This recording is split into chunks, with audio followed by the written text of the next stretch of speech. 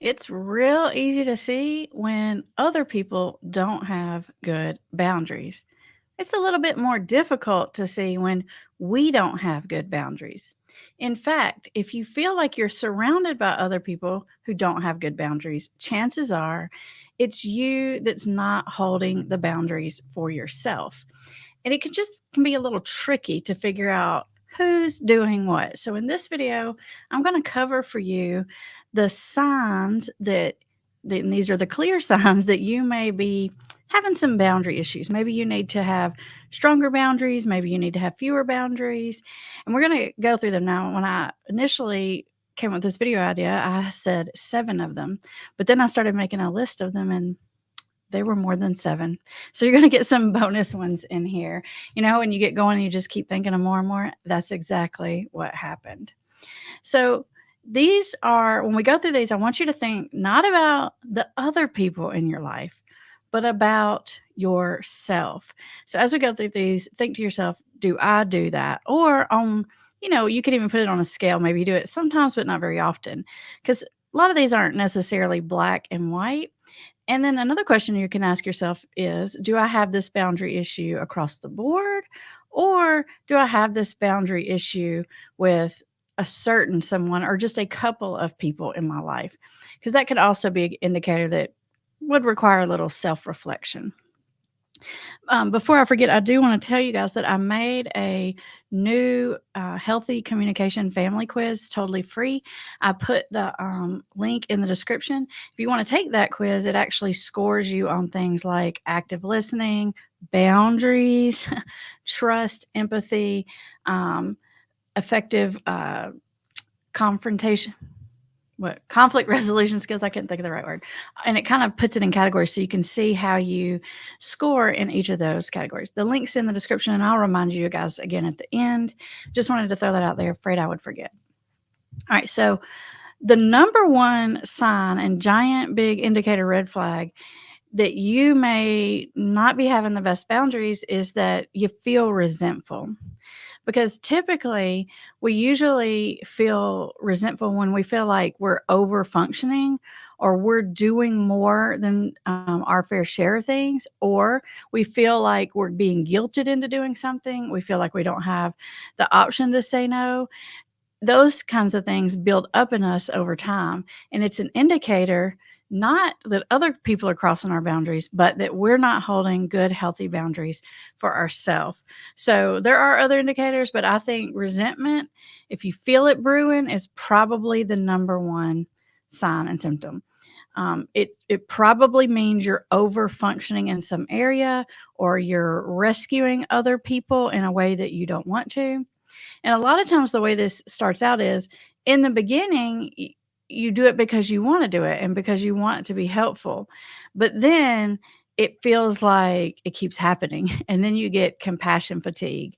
And whereas you might have been okay with it the first time or two, on time 129, you're kind of done with it. And somewhere along the way, you probably should have set a healthier boundary, but you got stuck because you figured, how am I going to set it now? Because you almost feel like standard, or you've sort of set the rules of the game and now you're changing them. And it's real difficult to sort of untrain a dynamic in like a work situation or a relationship situation or with family. But sometimes it is necessary to go back and reassess those boundaries. And even if you've done it 100 times before, even if you were okay with it before, but now maybe something's changed in your life and now you're not okay with it or it doesn't work for you, it is okay to go and change the boundary. It's okay to change your mind. It's okay to say no, even if you've said yes 100 times before. Another sign that you might be having a boundary problem is you find yourself being very irritated with other people in your life. And this one is similar to the resentment, but also a little bit different. I think that irritation can come in because we feel like this isn't even someone asking us to do something, but we feel like we almost have to step in. And we'll talk a little bit more about this later, but almost like if we see a problem, we feel like we have to fix it, even if another person hasn't even asked us to do that. And so we can start to become super irritable with the people around us.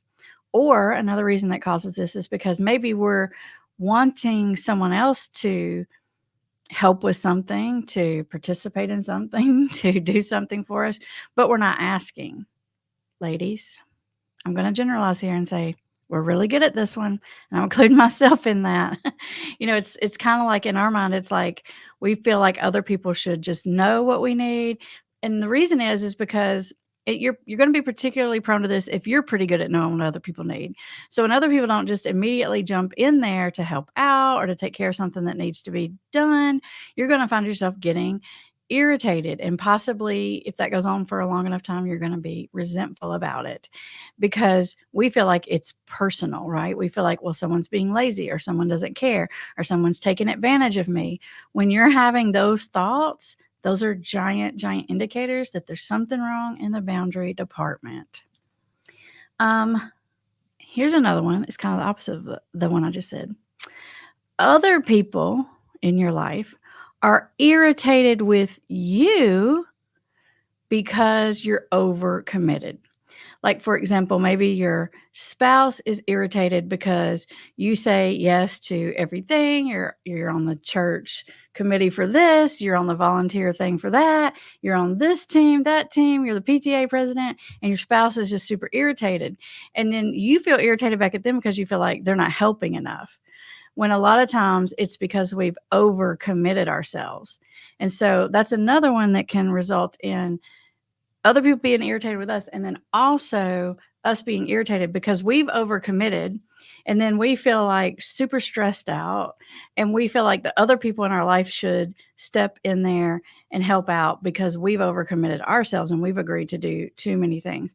So for example, like let's say you have a boss who keeps asking you to work on Saturdays or fill in for a coworker who calls out all the time, and you keep filling in, and your family's probably fine with that. They understand that happens sometimes, but after it goes on, for the 10th weekend in a row, and then your family, maybe your spouse or your kids or whoever, your friends, they get irritated with you, and then it becomes this bad relationship dynamic where you feel like they don't understand, and they feel like you're not setting healthy boundaries for yourself, and that because you're not setting healthy boundaries for yourself, that impacts their lives. I hear this a lot from clients I see when they're talking about their parent or their spouse, and it comes from a lack of boundaries all the way around and stretching themselves too thin. And then, what happens to that person that stretches themselves too thin? Then they get resentful and angry and irritated. And then it's affecting all the dynamics, even the dynamics of the relationships with people you have that aren't really directly involved with the boundary issue. Another one is when you find that you feel overly guilty for saying no. If you struggle with this, put a little hand emoji in the chat or the comments if you feel like you feel overly guilty for saying no. I definitely struggle with this, even if it's not face-to-face no. A lot of times, because of the videos I get, I get asked to do a lot of different things, and that's I'm flattered on one hand, but then on the other hand, I don't want to get into that overcommitted situation because not only does it negatively impact me, but my family, my workmates, and all the people around me. But I feel super guilty for saying no, right? Because I feel flattered for being asked, flattered for being given the opportunity, but you feel like you're letting someone down. And the crazy thing about it is when I am not able to participate in something or help in a certain way, 9 times out of 10, people are totally fine with it. Like, I totally understand. I knew it was a long shot, thought I'd ask. And then I usually worry myself about it for days before I say no. I'll just stew on it. I'll just feel frustrated. And then eventually I say it, and it's not even that big a deal. And I'm like, why did I give myself such a hard time about that? So I definitely am guilty of the feeling guilty for saying no thing. And there's going to be a couple more in here that I'm guilty of, and I'm going to confess to them as we go along. I see all your hands in there. I love it. I feel less alone when I see all those hands. Here's the next one. You don't accept when other people ask you to stop or back off. And I see this most commonly with people who feel like they want to talk about something. Usually it's during an argument or someone's upset about something and they feel like they want to talk about it right now. And the other person is trying to set a boundary saying, I think we're getting too upset. Let's talk about it later. Or I'm not okay with talking about that. Or I don't want to address that or whatever. And because there feels like an urgency inside of us. No, we got to talk about it. We got to get it on the table. We got to finish this argument. You can get, especially when you're upset, when you're so upset and you're not thinking super clear, you can become really pushy. If you're the kind of person, you'll know you're this kind of person if you tend to do the thing where you follow other people around, right? It's like an argument or discussion. The person's trying to go to another room. The person tries to get in the car. The person tries to leave. And you're literally following them. If you find that you're doing that, not only is that like a little warning sign, that's a big, giant, like alarm should be going off in your head. And I see this in couples who get into arguments pretty frequently. I see this between parents and kids. You see kids who pester. It's somewhere along the way they learn that if I just ask a million times and I just whine and I beg or I just say, can I please, please, please, please, please, please, please, you like a million times? That's another example of not backing off when someone is asking you to back off or not accepting no when someone is saying no to you. So you can see it in young people, you can see it in adults, but a lot of times I feel like maybe that starts somewhere in childhood, that somewhere it gets either reinforced that if I just keep at something, I'm going to get my way, or someone gets so emotionally reactive, they're just so worked up, or maybe they've really like ruminated on whatever this thing is that's bothering them. It's like they just can't seem to let it go. If you are a follower, a pesterer, an ask a million times person, that is a major boundary issue on your end. No matter how much you feel like it needs to be talked about, no matter how much you feel like you're in the right, no matter how much you want to, no matter how much you feel like it's unfair, if other people are sort of setting a boundary, they're saying no, they're saying, I don't want to talk about it, they're leaving the room, and you're continuing to push, it's a boundary issue. Here's another one. People, and more than one people's, accuse you of being controlling. That's another little warning sign that there might be some boundary issues in there. Now, I know a lot of you watching this video are watching because there's addiction in the family. And I always talk on this channel about how the dynamic between the addicted person and their primary family member is the addicted person's always going to tell you you're controlling, okay? So I'm going to give you one. I'm going to give you that freebie right there. But if you have other people who tell you to your face or describe you behind your back and they refer to you as controlling, like other people feel like you're controlling, then you may need to look at that. And you might miss it because in your mind, you're just looking out for them. Maybe you're even being helpful. You're just trying to make sure that this person that you love gets what they want. But you're doing it in such a way that overrides this other person's autonomy. Even their autonomy to make a bad choice. You see this with parents and children, even parents and adult children. You see this, brothers and sisters, right? And a lot of times people miss it because they think that they're being helpful, or they think that they're trying to warn you of something bad. Let's say your best friend is dating some guy and you think he's a creep ball or whatever. And so you're telling your friend, I think this is a bad idea, right? Okay. If you're their friend, you should tell them once, maybe even twice. But when you start trying to push further than that, then you might be moving over into the controlling department. Even if you're right, it's still a boundary crossing issue. And it's really hard when we care about each other. We don't really realize that we're boundary crossing because we don't feel an evil intent when we do it. Most of the time it really is a positive or genuine or kind intent, but it still can be a boundary crossing issue. Here's another one. If you find that you often make passive aggressive comments. Now, this can be hard because sometimes you get in the habit of doing this and you don't even realize that you're doing it. But like if you do the thing where you make like a snarky comment under your breath, or you just have like a quick snarky sarcastic comeback. Now, I'm not opposed to sarcasm because I feel like I'm pretty sarcastic, but you guys know what I'm talking about. It's sort of like when you're holding this resentment towards somebody, but you're not really telling them. And it's usually because you're not setting a boundary with them. And then you're just making these little snarky comments and digs.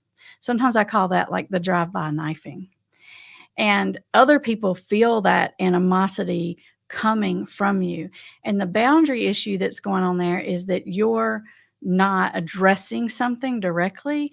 And it's usually a limit for yourself that you're not keeping. And so you're putting in these little digs, right? It can also happen through controlling behavior. It's like someone's told you to back off, and so you've officially backed off, but you're throwing in these little smarky little one-liner comments here and there and everywhere. And that is probably one of the least effective skills to use, passive aggressive, because if you're aggressive, you usually get your needs met, but you run over other people in the process. If you're passive, other people get their needs met, but you don't. If you're passive aggressive, you don't get your needs met, and neither does anyone else. It's sort of like the worst of both worlds. So you gotta watch out for that. I find that a lot of people don't even know that they're doing it, and I'll even call out clients about it. They'll say something, I'll say, "Ooh, that was kind of passive aggressive," and they're like, "Really?" I'm like, "Yeah, dude, that was super passive aggressive." It's usually not necessarily something they're saying towards me. It's like something they're telling me that they said to someone else in their life, or even a comment they're making to me, but about someone else. And it just happens quickly. It can become almost like a bad habit, really. Here's another one. You feel like you're obligated to fix other people's problems. And this happens especially if you're a particularly empathetic person and you're kind and you're caring and you're nurturing. It's almost like your radar for what other people's needs are higher. And you feel like you automatically just have to jump in there and fix it. If someone is uncomfortable, if someone is suffering, if someone just has a difficulty in their life, you feel an automatic need to jump in there and do whatever you can do to make it right. But sometimes, or a lot of times, not all the time, but a lot of times when we do that, we are interfering in someone else's process. Another thing I talk about on this channel a lot is that sometimes people have to get kind of uncomfortable to figure out things in their life to make important changes. And if you're always going in and rescuing it and fixing it, then you're not allowing a person to grow or to feel good about their own accomplishments, right? So we got to be careful. We feel like we're being helpful, but sometimes it's not really helpful. Sometimes it's intrusive. Another one is you set limits, but then you don't stick to them. Those of you who do this one's pretty obvious. Most of us who do this, we know this. We get mad at ourselves, but what we think to ourselves is they're not following the rules. We may not use the word rules. We use the word boundaries in our head, but really they're rules. We're gonna talk a little bit more about this one, so we'll come back to it. But you're setting these limits and then not following through with them. It's important to remember with boundaries, the limits are always about you. So it's not like this other person gets this punishment or this rule or this consequence if they do or don't do something. It's what you will and won't do. The limits are always with yourself, not with the other person. So you're saying, like, for example, if you say to someone, "You can't talk to me like that," and someone's screaming and yelling and cursing and talking to you nasty, you feel like they're crossing your boundary because you told them, "You can't talk to me like that." Guess what? You're crossing your boundary because it's your job to hold that limit. And that's a hard one because you're like, "Well, I've told them not to. Like, how am I going to make them stop?" You leave the situation, period. You don't tell them what they're doing wrong. You don't explain your side of the point of view. You don't try to reason with them and ration with them. You get yourself out of the situation. You can't sit there and keep blaming this other person for boundary crossing. Here's a little guilty confession for you. Now, a lot of y'all know I like to watch true crime. That's already out there. It's not a secret. My newest guilty pleasure TV show to watch, and this is just pure 100% trash TV, but I don't know why. It's almost addictive, but I've been watching Bridezillas lately. Have you guys watched Bridezillas?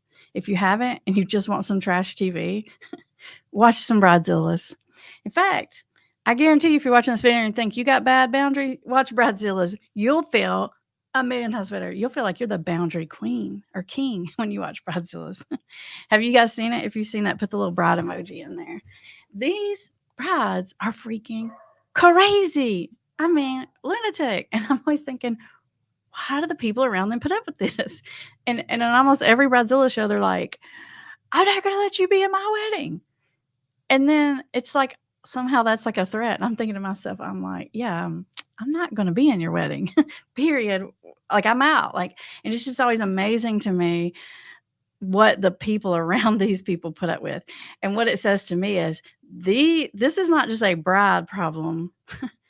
It might get worse when you're in the marriage zone because it's stressful, but you can tell these boundary issues have always been there.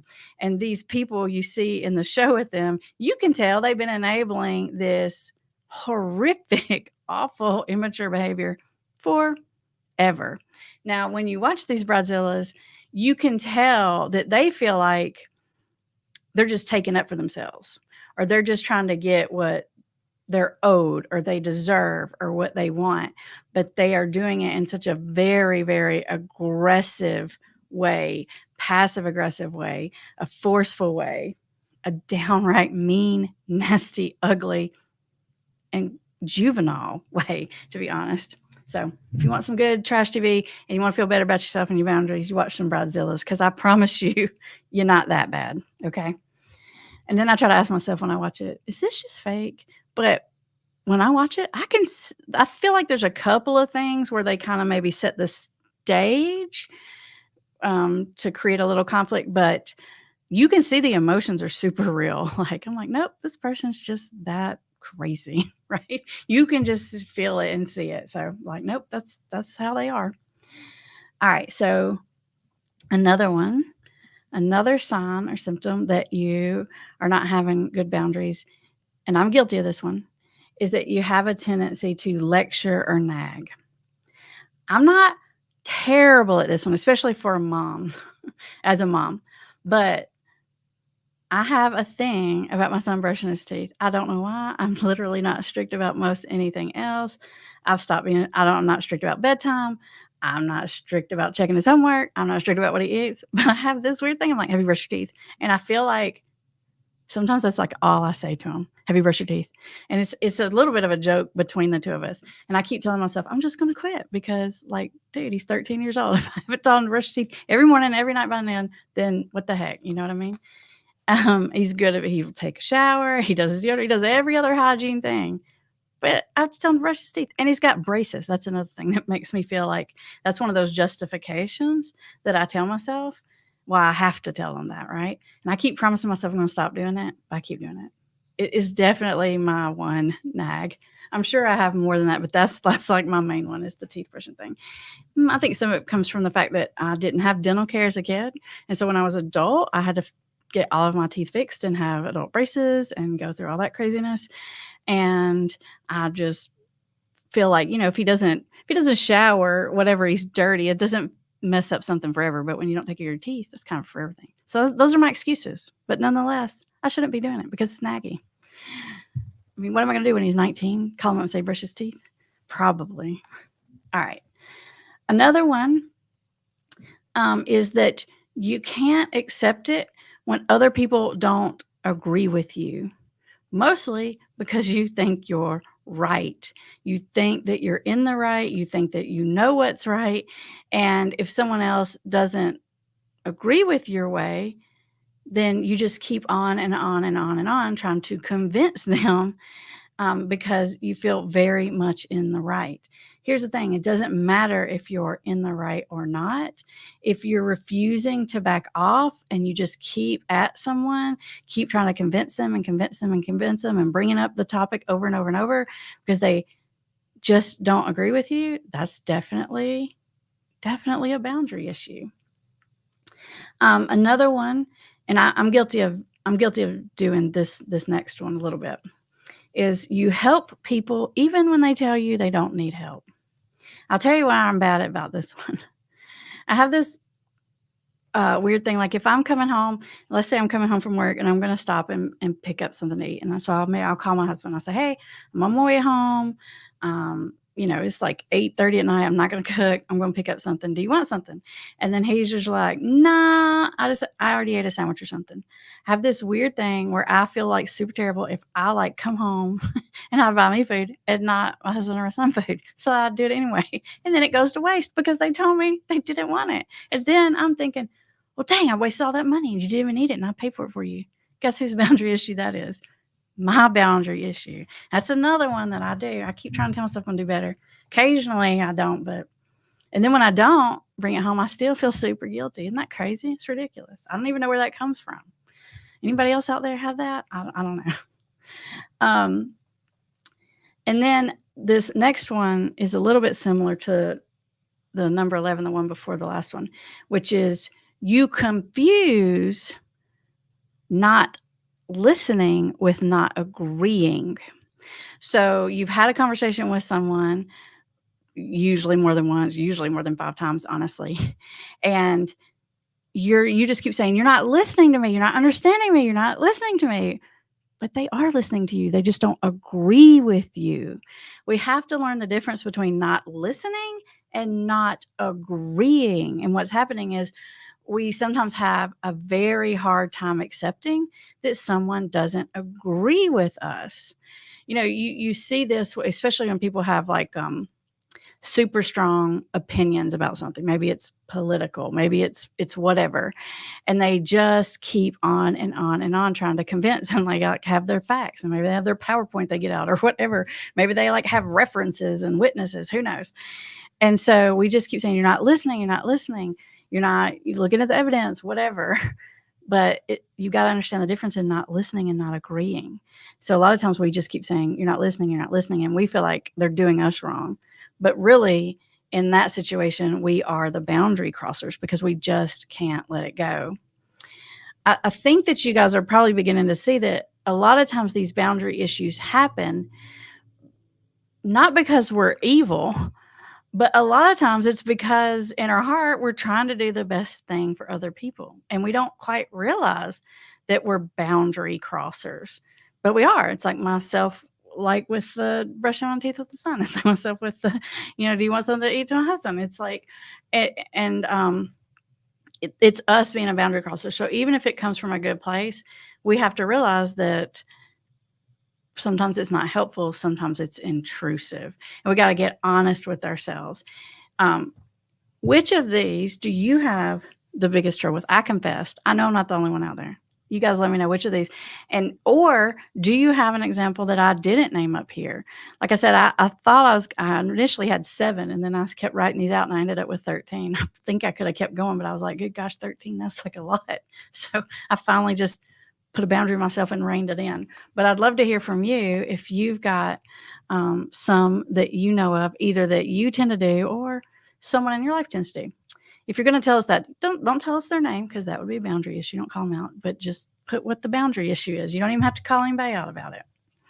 All right. In just a second, we are going to move to the part of our live video where we take comments and questions and we interact. Bree is looking through the questions now, and she's about to put them up here. Before we do that, let me give you a word of advice. A lot of you are going to ask boundary questions, which I appreciate because this is about boundaries, and those are the ones that Bree's going to pick.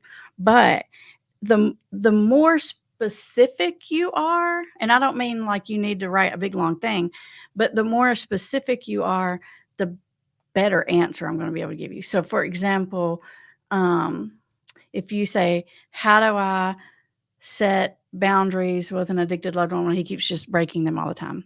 What would be more helpful is if you tell me specifically what is the boundary issue you're trying to set, and then I can address it with you. And you'll feel like you got a better answer out of me. You'll feel like it was more effective and helpful. So think through that as you're putting those up there. And as you do that, I will remind you, as always, there are more resources in the description. Don't forget that quiz link is down there for you to take. And not only does that measure boundaries, but it also measures your listening, your empathy, some other things, other pieces that come into family communication. So that link's in there for you guys to take a look at it. And then, as always, there's other stuff. If you want to work with myself or one of our team, it's all down there for you guys to take a look at and figure out what resources you need. All right, Bree, Let's have those boundary questions. Amber says, can you address how to handle boundaries that are agreed upon by family members, but the addicted loved one refuses to comply to the boundaries and is in complete denial of reality? Okay. The addicted loved one even sets the boundaries for himself, but then breaks them and completely denies it's happening. Now, Amber, I bet you are not the only one out there who has this issue right here that you're putting up there. So this is a really good question. It would be most helpful if you will tell me exactly what you're talking about. Like, because my guess is you're thinking of a specific thing, a specific issue that keeps happening. So if you're still watching, Amber, if you pop that up there, we'll try to watch out for that, and I'll give you a better answer. But my guess is that what's happening here is not a boundary, it's a rule. And maybe even it's a rule that he keeps setting for himself. And that's why you keep saying he's not following the boundaries. And so what's happening there is some kind of agreed upon rule, and a rule is different than a boundary. Amber says, my loved one agrees to not using again, or he'll leave the home, but he continues to use again and just denies using the drugs to stay on in his system when he's not using, but it's clear he is. All right. See, this is super helpful. Now I know more specifically what you're talking about. Okay. Here's where the boundary issue is here, Amber. The boundary issue is that you're not being honest with yourself about your addicted loved one's ability to be honest. This has happened over and over again. He keeps saying it, and you keep believing it. So the boundary issue, Amber, is with ourselves, and we're counting on them to take the act. For not only you're counting on him to like admit that he's using, but we're counting on them to like administer their punishment and their consequence. And I get what you're saying, like they've agreed to it, but you got to be realistic with yourself. A setup like that is a setup for lying and sneaking. So a boundary might be, if I suspect you're back actively using again, here's what I'm going to do. I'm going to leave the house. I'm going to get a separate checking account. I'm going to X, Y, or Z. What I'm going to ask you to take a drug test, whatever it is on your end, because what's the problem here is you're relying on them, and you're saying it's crossing the boundary. You can only do boundaries for yourself. So it needs to be something more along the lines of you can take action on, because you'll feel a lot more in control of the situation then. It's kind of silly to think that they're going to tell you when they're lying. They're going to tell you when they're using it, especially if they've already agreed to this giant punishment consequence that's going to happen if they do. So I think it's the giant punishment consequence that probably makes it more likely that the person's going to lie. So, all right. So what do we got? Donna Lee says, I just watched your video on getting the truth from an addict, and a lot was about how to ask questions in a way where they don't shut down. Yeah. How can you share how to do the same thing with setting boundaries? Thank you. Okay. So this is a really good question too, because what Donna's talking about here, I think, is how do I communicate my boundaries? And a little secret that Campbell and Kim and I like to say is you don't always have to say your boundaries. Okay. Like sometimes stuff is just obvious, but there's this weird thing inside where we feel like we have to give someone like some kind of fair warning. Like if you're married to someone, do you really have to say, if you cheat on me, I might divorce you? Do you need to say that? It's kind of a given, right? So you don't always have to communicate them. And a lot of times what we're doing when we're communicating our boundaries is we're really just giving them a warning, right? And sometimes that can be intrusive. And most of the time we're thinking, well, if they know that I really mean business, they're just not going to do it. And then again, we're not being honest with ourselves. Occasionally you do need to communicate your boundaries, but to expect that other person to like it or agree with it sometimes is a little too much. So sometimes you got to go into that knowing that they're probably not going to like it. There are always some things you can do to kind of mediate the difficulty or conflict, and that's with your tone of voice, with your body language, if you try to leave out any kind of accusations. Like, for example, if you say something along the lines of like, if I think you've been drinking, then I'm just going to make sure that I drive the kids. Okay. That's a way you might set a boundary. If you say to them, if you're drinking, you can't drive the kids, which sounds great in theory, and I totally agree with, then you're setting up to not have a lot of control over that. And the reason I use the words, if I think you're drinking, and I specifically put that in there because if you say, have you been drinking? What are they going to say? They're going to say no. And then you're going to know darn well that they have been. So you can reserve the right and say, hey, if I think this is happening, I'm just going to take the extra precaution and drive. That way we don't have to fight or argue. It doesn't have to be weird. And I'm just going to drive them that way. It doesn't turn into a thing. Right. And so that is, they don't have to agree or not agree with that. They don't have to like it or not like it because it's about you. It's a boundary about you. Now, like I said, tone, body language, you don't have to go into accusations. You don't have to tell them they did it 15 times before. You don't have to like get them to admit that they did it yesterday. Just put it out there and then just move on. Shristi says, to what extent should we keep letting natural consequences happen and not interfere? I kept quiet after my loved one relapsed, but kept relapsing. But last week he fell down a flight of stairs and hurt himself pretty bad. Should I just let the natural consequences happen and not interfere? This is another really good question, and it's a great boundaries question. If someone is an imminent danger to themselves and you need to take action, then you take action. And that's usually like giant imminent safety issues or an issue where something is hurting a kid or a vulnerable adult or something like that. Those are pretty clear ones. In the situation that you're describing where it's like they've relapsed, they probably haven't admit that they've relapsed, but you know that they've relapsed. You don't have to set a boundary around it necessarily, but you can say, hey, I know that this is going on. And then just throw it out there. You don't have to get them to admit it. You don't have to get them to agree with it, but you can throw out there that you know what's going on and then just move on and let it sink in. In fact, if you do that, I don't even suggest that you stick around and have a big conversation about it. I suggest that you throw it out there, like a little drive-by is what I call it, and just let it simmer in so that they can think about how to respond. Because initially they're going to be defensive. They're going to deny it. They're going to gaslight you. They're going to do all the things.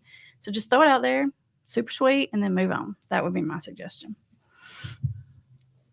Cindy McMillan says, question, is it appropriate not to occasionally text I love you to my son if every time I do, it's like he remembers I exist and then he pleads for money?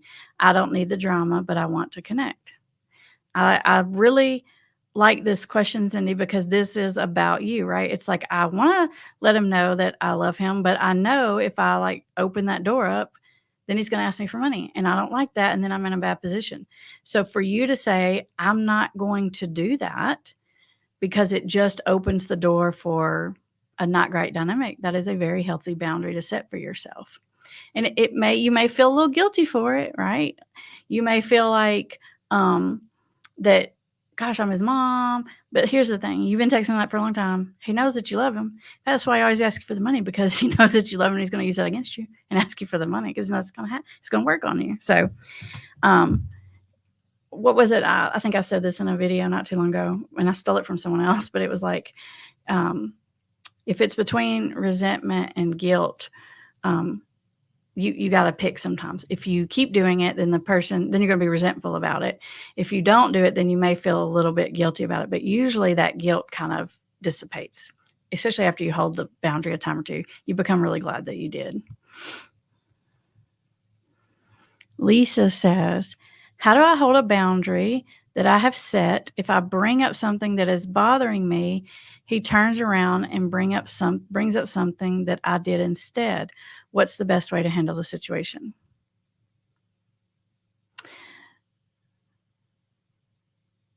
Lisa, I feel like there's two parts to this question, because the first thing you're saying is, how do I hold a boundary that I set?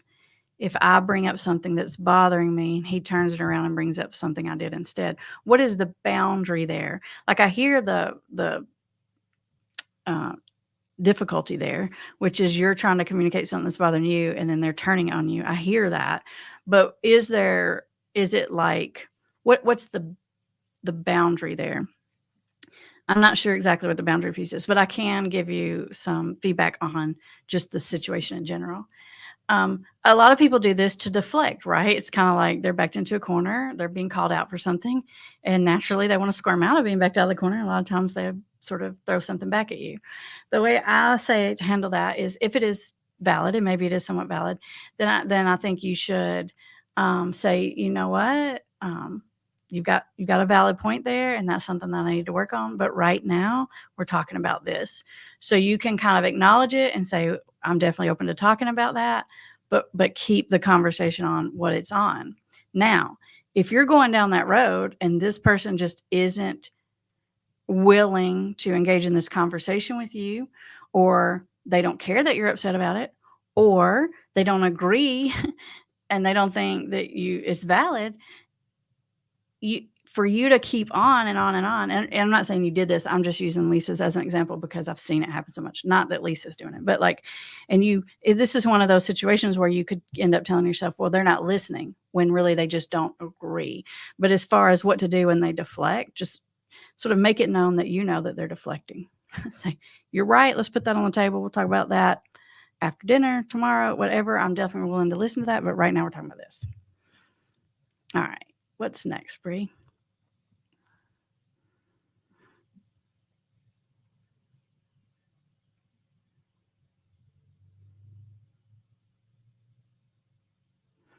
All right. This is more from Lisa.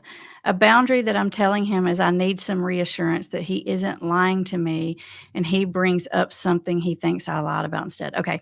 This is not a boundary, Lisa. This is an ask. And I'm not saying it's an inappropriate ask. I'm just saying it's not a boundary. A boundary is something that you will or won't do. This is something you're telling your person that it would be super helpful for you to have some reassurance. Um, but there's not a boundary there, right? There's not a I will or I won't. A boundary around that might look more like, hey, if I feel like it's unsafe to come to you with my concerns, then I'm just not going to come to you with those concerns. Right? That would be more like a boundary. But what you're saying is you're asking him to do something that he's not doing. And instead, he's deflecting and making it worse. So the boundary needs to come in for what you're going to do or not do when he deflects it onto you, right? You cannot set a boundary with someone else that they have to give you reassurance. That's not a thing. Manda Pants says, what are healthy repairs for being controlling when the other person has a lot of snark and resentment? Backing up and trying to stay in my lane, but my loved one is sarcastically asking for permission. Okay, I like this because what you're saying, Mandy, is you're saying maybe you realize that in the past you've been controlling and you're trying to do a better job on your boundary. But your loved one is doing the passive aggressive thing, right? And they're using a bad boundary with you because they're having the snarky drive-by comments or whatever, the drive-by knifings. I mean, that's what I call them. And so I don't know that there is a boundary that you need to set about this, but what I would just do in a situation like this is just say, hey, I know I've been that way in the past, and maybe there's reason for that comment, but it's kind of hurtful. Or you can just take their passive, because most of the time they're just making the snarky comment and they just want it to be left alone. But you can call the comment on to the table too. You can say, hey, clearly, you're still upset with me about this. Let's talk about it. Because they don't really want to talk about it. They just wanted to make the smarky remark because it just made them feel better, more powerful. And so if they bring it up and you say, okay, let's talk about it, like super non-defensively, they'll stop doing that because they don't really want to talk about it. They just wanted to get a dig in there at you. Kim says, my loved one and I stink at communicating. I know many videos saying it's not necessary to communicate our boundaries to our loved one, but I also don't want him to be blindsided. Any thoughts? Um, what you can do, Kim, is you can sort of generally say where you stand. If you're just really worried, because what I hear you saying, Kim, is like, I just feel like I need to give him fair warning. Like, if this happens again, I'm leaving, kind of thing, or whatever. One thing to think about as far as this kind of thing goes with setting a boundary, Kim, is that I think it's better if you're not super specific, because if you're super specific, you'll back yourself into a corner. There's some videos I have on this when I talk about, like, don't make home contracts and stuff like that. But what you can say is, hey, I just want to let you know I'm not going to live in this chaos forever, right? That's a general statement. You can say, I know that there's going to be some ups and downs in this, and I know that I've got to be a little bit flexible, but I'm not going to keep myself or my kids or my family or whoever it is in a bad situation forever. So you're throwing it out there. You don't have to say you get 3 relapses specifically. You don't have to say you get no relapses. You don't need to give the specifics. You don't really even need to give this warning, but if you feel a need, then just throw it out there in general. And the reason I say general is because you leave yourself room for game time decision. Because sometimes you throw it out there, you say, if you use one more time, I'm going to leave or whatever, but then you aren't really ready to leave for whatever, and then you go back on your boundary and you're mad at yourself. So, Sandra, how do you set a boundary if they are taking something from you that is not theirs and won't give it back? Well, the first boundary I think I would set, Sandra, is I would learn that I can't trust this person to give me back things that I let them borrow or use or whatever that is. And so the first boundary is I wouldn't give or let them borrow anything else in the future. If they're flat out stealing it from you, or like, let's say your friend borrowed your car or whatever, and they just didn't bring you back, then it may even come to the point where you need to take legal action. What you don't want to do is get in a situation where you're trying to rationalize with them and convince them and talk to them about it on and on and on, because that's where this is not a talk about it situation, it's an action situation. So number one lesson is protect yourself and prevent it from happening in the future, if that's possible. Like, I don't know, the person could be breaking into your house, stealing it, right? Like, I get that. But a lot of times it's like you let someone have something or do something, and then they just don't hold up their end of the bargain. And you can take action on it if you need to. Eric says, how do you set a boundary for those who want you to drop what you're doing so you can help them move out of an apartment to the next, and trying to do that on their time schedule instead of theirs? The first thing you do, the way you set a boundary, is, hey, I'd love to help, but I've got a crazy busy schedule. So if you need my help moving, I'm going to need to know X amount of time, days ahead of it. And if you don't know that many days ahead of it, then you just don't do it. Or you can say, I totally want to help you. I'm available on this day or these days, but this day between this time and that time. So you set the limits and boundaries around where you can be available, or what's the appropriate way to ask you to be involved in that. Like, if you have a friend who's just like wants to call you last minute, then you don't have to yell at them and say, well, why do you always call me last minute? And you always do that, blah, blah. You can just say, oh man, I really would help you.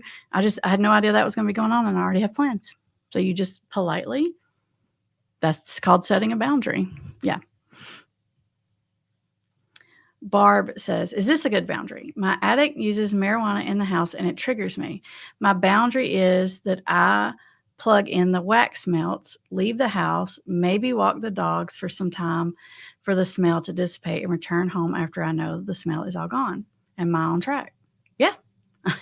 I think that's more than reasonable, Barb. And I don't even know, and this is one of those boundaries that I don't even know that you need to communicate. This is just you almost sort of making an agreement with yourself about how you're going to handle it, right? It's sort of making a promise to yourself, like, look, I hate the way that smells. If I smell it, I'm going to leave the house. I'm going to put the wax melts. What most people would do, Barb, is they would try to do something like, you can't use in the house. That's the boundary that most people think is the appropriate boundary. Well, if it is their house, like, I don't know if this is a spouse or if this is your kid, I don't know. But if it's your spouse, that's a hard boundary to hold because it's their house too, right? And even if it's not your spouse and it's your kid, it's your friend, it's your sister, or something like that, then it's still another boundary that's going to be really hard to hold. Because if you are dealing with someone's living in your house and you know they're an addict and you know they're addicted to marijuana, they're going to be doing it in your house. So instead of telling them or telling yourself they're not going to do it here, you need to have something more appropriate. And Barbara's just saying, hey, I'm going to put the wax melts, I'm going to leave. You could take an even bigger boundary to say, hey, I'm just not comfortable living in the house where it smells like that, so I'm going to change my situation. You can do that if you want to. But yes, that's completely appropriate. Wookie Talk says, how do I set a boundary for trust, something like lending money for gas or for food, for groceries? I think, I guess one of the things you can do, what a lot of people do, is they say, sure, but I'd like to see the receipt, right? And you can do that, but it's kind of a pain in the butt for you and them. And even if you give them the money and they spend your money on gas, but then they're spending their money on the other thing, you're probably really not getting the result that you want, because you feel like, well, okay, you're spending all my money for the bills, but you're spending your money for drugs or whatever. So you're still probably frustrated.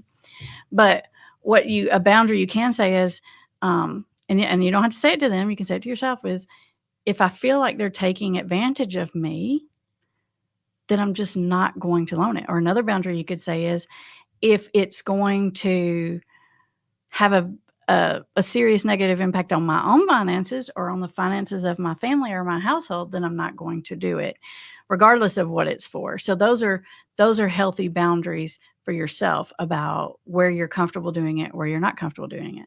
Other people set a literally amount. Here's how much I can help you a week, a month, whatever, and they stick to it. Sometimes they say it and sometimes they don't, but there's different ways of going about doing that. All right, guys, we are to the end of our time today. Thank you so much for everyone who shows up. These were excellent boundary questions. Boundaries are always hard. I have to think through these things myself, actually, to figure it out, and I have to do it in my own life too. So thanks so much for showing up. We are live every Thursday at 1 p.m. Eastern. If you're watching the playback and you want to join us live next time, we would love for you to be here. There are resources in the description. I think in September, there's 1 or 2 spots opening up for recovery coaching, but they're pretty full right now. So if you want that, you probably need to fill out the application. And don't forget, there's the quiz link. See you guys next time. Bye, everybody.